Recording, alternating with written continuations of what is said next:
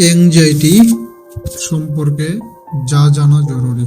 Anxiety কি, অ্যাংজাইটির লক্ষণগুলো কি কি, অ্যাংজাইটি দূর করার উপায়, অ্যাংজাইটি ডিসঅর্ডার কি, অ্যাংজাইটি ডিসঅর্ডার এর লক্ষণ, জেনারেলাইজ অ্যাংজাইটি ডিসঅর্ডার সম্পর্কে জানব, অ্যাংজাইটি নিউরোসিস সম্পর্কে জানব, সর্বশেষ কিছু পরামর্শ এবং টিপস থাকবে। তাই অধৈর্য না হয়ে ধৈর্য সহকারে পুরো ভিডিওটি মনোযোগ দিয়ে শুনবেন। অ্যাংজাইটি সম্পর্কে যা জানা জরুরি। মানুষের দৈনন্দিন জীবনে খুব সাধারণ এবং চোখে পড়ার মতো একটি বিষয় হলো অ্যাংজাইটি। আজকাল সবার মধ্যেই কম বেশি অ্যাংজাইটি লক্ষ্য করা যায়। অনেক ক্ষেত্রে অ্যাংজাইটি দরকার হলেও এটি মাত্রাতিরিক্ত হয়ে গেলে তা আমাদের জীবনে খারাপ প্রভাব ফেলতে পারে। তাই এ বিষয়ে সচেতন করতে আজকের এই আলোচনাটি। অ্যাংজাইটি সম্পর্কে বিস্তারিত আলোচনা জানতে শেষ পর্যন্ত শুনতে থাকুন। অ্যাংজাইটি কি? অ্যাংজাইটি শব্দের বাংলা অর্থ উদ্বেগ। সাধারণভাবে বলতে গেলে কোনো বিষয় নিয়ে চিন্তা করা অথবা মানসিকভাবে চাপের মধ্যে থাকাকেই অ্যাংজাইটি বোঝায়।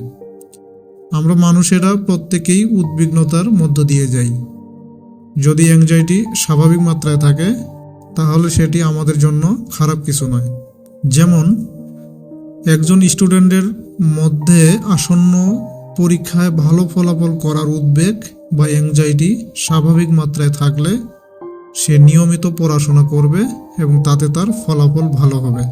এরকম প্রতিটা বিষয়ে স্বাভাবিক মাত্রায় আগ্রহ, চিন্তা, কৌতূহল থাকাই হলো অ্যাংজাইটি বা উদ্বেগ। বরং অ্যাংজাইটি একেবারে না থাকলে আমরা কোনো ধরনের কাজ করতেই আগ্রহ পাব না। অ্যাংজাইটির লক্ষণ কি? মাত্রাতিরিক্ত অ্যাংজাইটি সমস্যার অসংখ্য লক্ষণ রয়েছে যা গুণে শেষ করা যাবে না।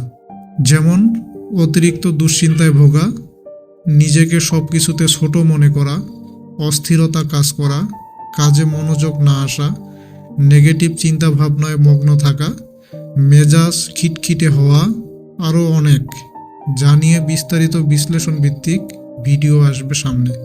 এছাড়াও আরও অনেক রকম শারীরিক সমস্যার সম্মুখীন হতে হয়, যেমন বুক ধরফর করা, শ্বাস নিতে কষ্ট হওয়া, মাথা ব্যথা, বমি বমি ভাব ইত্যাদি।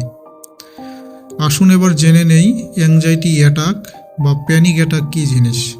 অ্যাংজাইটি যখন মাত্রাতিরিক্ত হয় রোগীর অবস্থা ক্রমশ খারাপ হতে থাকে।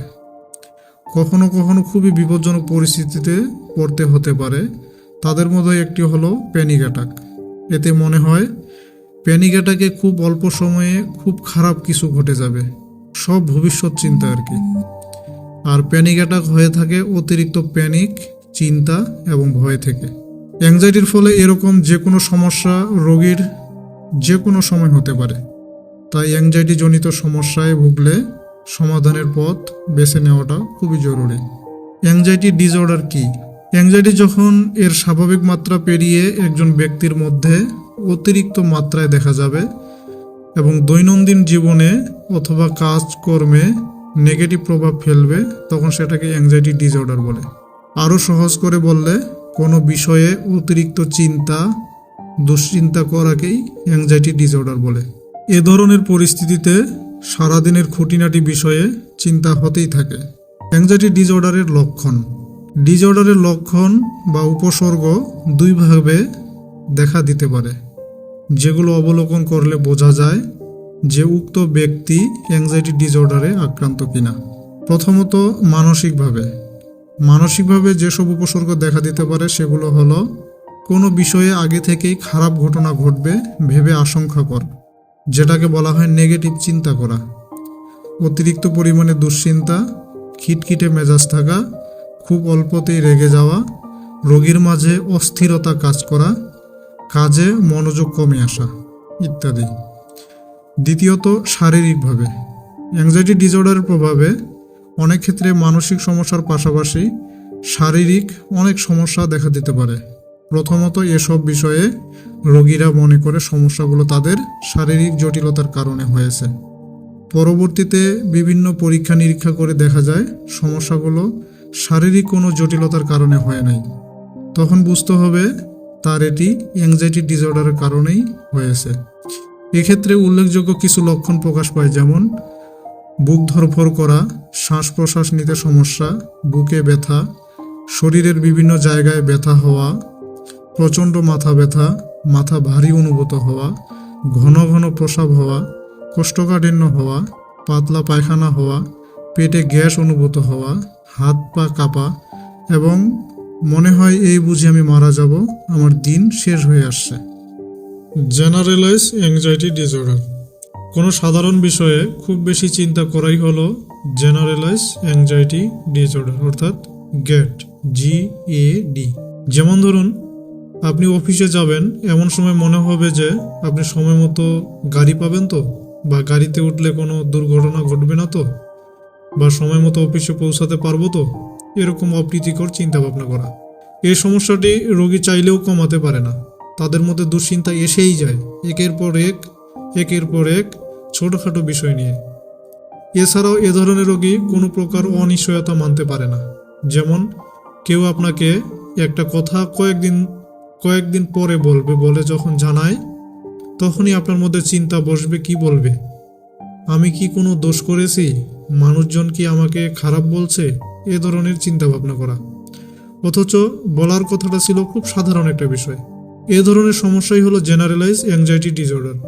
প্রতি 100 জনের মধ্যে 3 জন এই রোগে ভোগে। এ ধরনের সমস্যা হলে দ্রুত একজন মানসিক স্বাস্থ্য বিশেষজ্ঞের পরামর্শ নেওয়া উচিত। অ্যাংজাইটি নিউরোসিস কি? অ্যাংজাইটি নিউরোসিস অনেক ধরনের মানসিক সমস্যার এক সমন্বিত নাম। এ রোগে আক্রান্ত হয়ে থাকে সাধারণ প্রত্যাশা এবং প্রাপ্তির মধ্যে ত্রুটি হলে, অথবা মনের মধ্যে চাপা কোনো যন্ত্রণার জন্য। করোনা মহামারীর পর থেকে নিউরোসিস অ্যাংজাইটি করোনা পেশেন্ট সহ তার প্রিয়জনদের মধ্যে বেশি দেখা গেছে। এ রোগের কয়েকটি কারণ: অতিরিক্ত দুশ্চিন্তা করা, নেগেটিভিটি, উদ্বেগ, অতিরিক্ত আবেগ ইত্যাদি। আজকে আমরা জানলাম অ্যাংজাইটি কি এবং অ্যাংজাইটির বিভিন্ন কারণ এবং লক্ষণগুলো সম্পর্কে। আগামী ভিডিওতে আমরা জানব এ থেকে কিভাবে পরিত্রাণ পাওয়া যায় সে সম্পর্কে।